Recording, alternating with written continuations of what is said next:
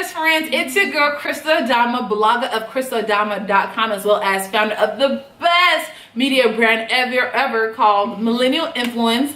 So definitely check out those links, millennialinfluence.co as well as crystaladama.com. If you like these shirts that we have, you can find them at millennialinfluence.co, because I promise you they are lit.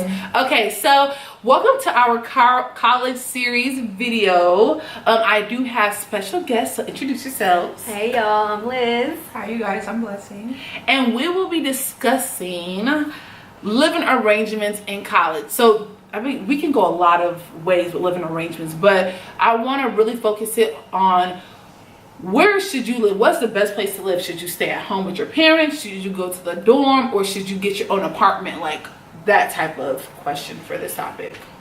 I like to start it off by saying, if you have gotten the opportunity to live on campus through a scholarship, through a grant, through whatever it may be, definitely take advantage of that opportunity, because you have this advantage that other students don't have. You have your college at a walking distance from you, whereas other people who didn't have that opportunity may not have college that close to them and might have to spend, 5 to 6 hours of the week just commuting, maybe even more, So if you have that opportunity, take the opportunity. Right. If you don't have that opportunity and you have the money through your job, if you make enough money to live in an apartment or have your own home, do what you are able to do with your salary or with whatever money you make. I mean, as a college student, I really don't think that you'll have any money, but I mean, if your parents do, which is not uncommon, it's not uncommon,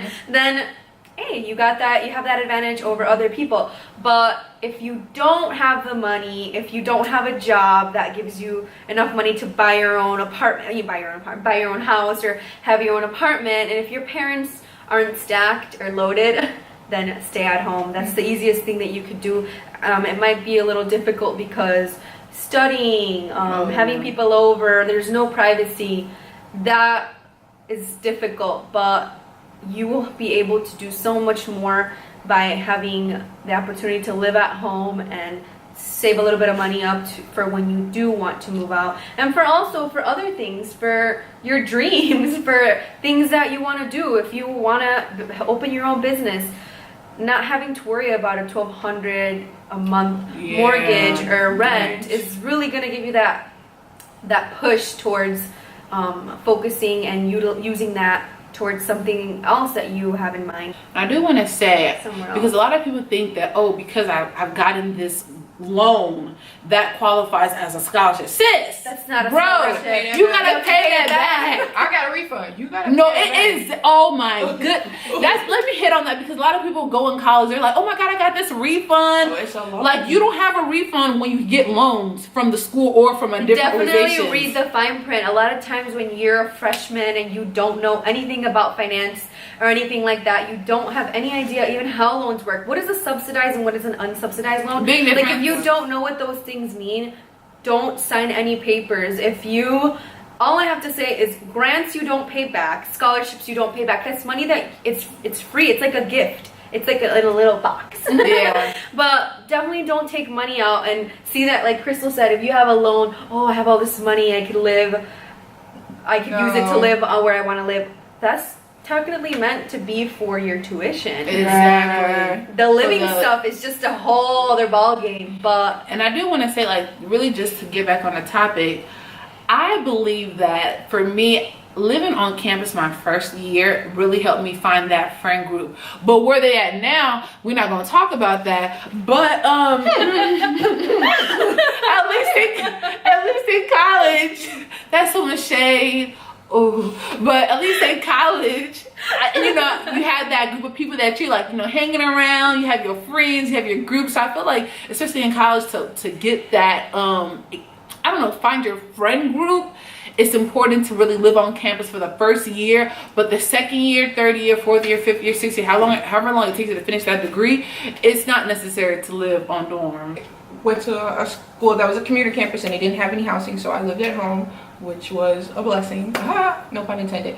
But I did not know anything. So in order to be able to be like approved for financial aid or something, you had to like take this quiz and get like an 80%. I didn't really read the quiz. I took it like 5 times just to BS it. So I didn't know what unsubsidized or subsidized loans or any of the other stuff that they just put on there really quickly for you to do. I was just focused on, this is my freshman year, I just want to pass this quiz so they can approve me so I can sign up for my classes. And then I remember I was talking to my friend's mom, and I was like, oh, they always talking about refunds. She's like, little do they know they gotta pay that back. And I was like, that doesn't make sense. What do you mean they have to pay that back? And then it made sense to me when I got my scholarship my final year, and I was like, oh, my refund, I don't have to pay it. Like, this is a scholarship. So I think that you guys should like briefly talk about what's a subsidized versus unsubsidized loans. Back. It cut off. So okay, so talking about what's the difference between subsidized and unsubsidized loans? All I know is that one, the interest starts the day you get it, and then the other one, it starts I think 6 months after you get it. Yeah. So, I personally didn't use any financial aid. You just paid out of pocket? Wow. And I got a scholarship.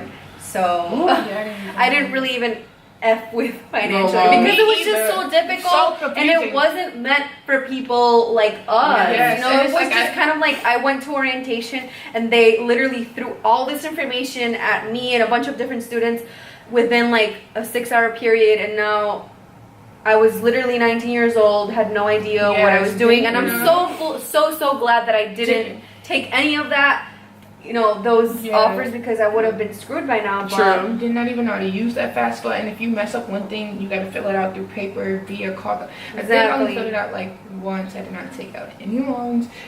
It was like not easy. Like I wanted someone to sit down and break down this financial aid, and I still don't understand. Yeah, and I have to figure it out. And it's so confusing. I have to figure out this next. And they make it that way so that people like us give up. So that people give up and say it's just too much to go through. I don't even want to use it. Or that when you graduate, then you look at how much you owe, and it's like, whoa. I didn't know that. And even though they could easily say, well, you signed a paper saying that you didn't know that. But you didn't explain it to me. I feel like that's how they make money. Screwing us. Like, but I feel like it's also important to see where the problem is, but we also have to take accountability and understand it. Like, I'm so big on accountability and saying, like, you know, what I did wrong, because if I say I did something wrong, that means I have the power to change it versus them, and I have the power to change our situation. So you really have to like really know what you're signing and what you're getting into.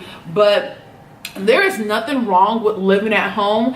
And I lived on campus for 2 years, and then I commuted for 3 years.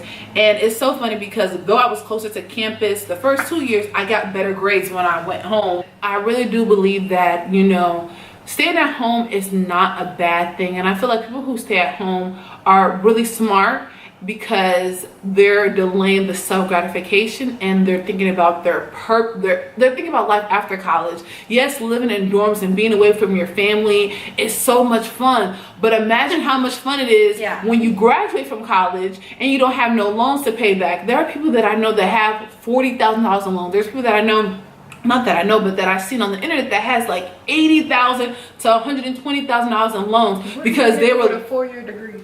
Exactly. You're still gonna need to, depending on what you're doing, you're still probably gonna need to go back. Exactly. So imagine how fun it is. But for me, the amount of loans that I got, it was $3,500. So imagine my $3,500 to somebody's $40K.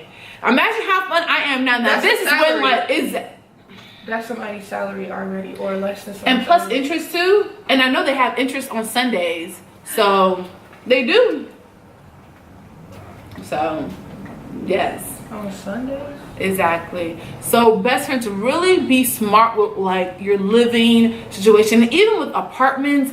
I mean, apartments are fun, but like, don't you rather just say I own this place instead of I'm paying my landlord for him to get richer and richer and own more properties, and I don't even own a property. Exactly. Because if you guys don't know, let me just break it down like really quick. Some people don't. And that's why not everybody can be successful. That's why everybody cannot be at the top, because, not to be rude, but it's like, okay, you want to live this certain type of lifestyle, but then what is building you equity? What is giving you passive income? There are people that are charging $1,500 per unit, so per like apartment building for that building, and by you paying them, you're paying off their equity, and they're also getting passive income.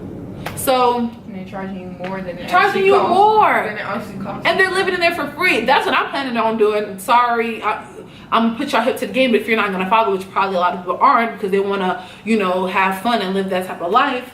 But you know, you're gonna live in my place. Oh. And I'll be chilling for free. And I think they even said 9 out of 10 billionaires, or millionaires and billionaires own real estate. So if I want to be that, what do I have to do?